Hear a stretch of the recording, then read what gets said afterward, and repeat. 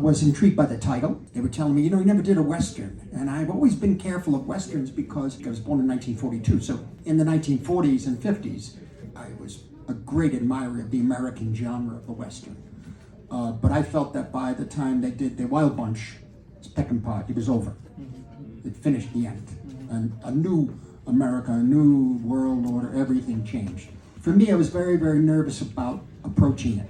But something about the nature of the overall schemes that the white families had in this area with the Osage, and the fascination with the Osage Nation itself, I became very interested in the Osage culture, the indigenous people, the Native Americans. Constantemente está mirando películas, siempre. O sea, cada vez que me reúno con él en su trailer, cada vez que estamos en filmación y voy a juntarme con él para hablar de lo siguiente que vamos a filmar, hay una película todo el tiempo en su televisión. Entonces es una constante. Ese amor por el cine es una constante. Entonces, I remember at one point you said something about cinema, the addiction to cinema being something that making movies, I'm paraphrasing, I don't know if that was it, but it was kind of a way of being able to hold it, Yes, yeah, hold on to something that is fleeting, just like life. You'll never get it. You'll never be satisfied. Frank Capra said it's a drug. The minute you taste the drug, you've gone through it and then you want more. But that was Capra in those days. This is different.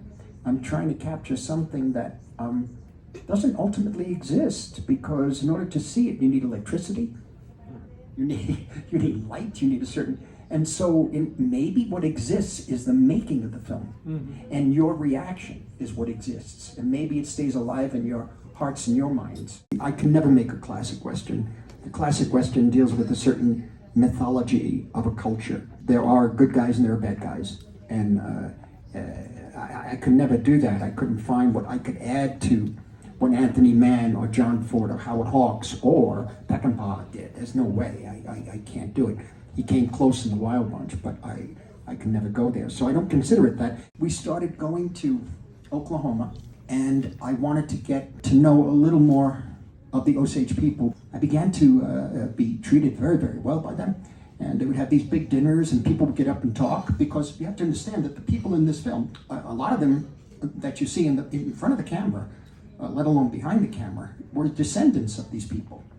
They're still there. In a very real way, this wound is still there. And as Chief could tell you, they didn't speak about it. But now it's out. I found that the people were taking me through their culture, through their history.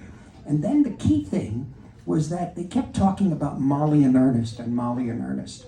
They pointed out that you have to remember it isn't as simple as a victim and a villain. They pointed out that Molly and Ernest were in love. And I said, well, if Ernest was doing all this for his uncle, and he really loved Molly, and he loved the Osage culture too, and Molly loved him, and she wasn't dumb, she knew she sensed something. What is it between the two of them? And that's what eventually became the story. And it's based on love. Love, trust, betrayal.